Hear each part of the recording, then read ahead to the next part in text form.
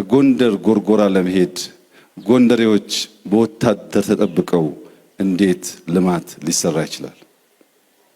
ባዕድ ሳይሆን ባላገሮች ባለቤቶች ከአንድ ሰፈር ተንቀሳቅሰው ያገራቸውን ልማት ማየት ማገዝ እንዲችሉ ሰላም ያስፈልጋል።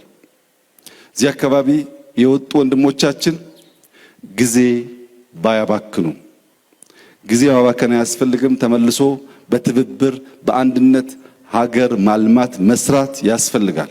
ዛሬ ጎንደርን፣ ባህር ዳርን ወይም አማራ ክልልን ከአማሮች በስተቀር ማንም አያዝበትም።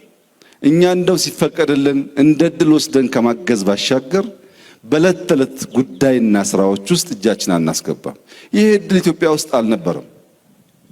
አሁን ከምናበላሽ በትብብር መንፈስ ብንሰራ ነጋችን የልጆቻችን ነገ ያማረ ስለሚሆን በትብብር መንፈስ ዳግም ጎንደር፣ ባህር ዳር፣ አማራ፣ ኢትዮጵያ እንዲወለዱ በጋራ እንድንቆም አደራ አላችሁ ፈልጋለሁ።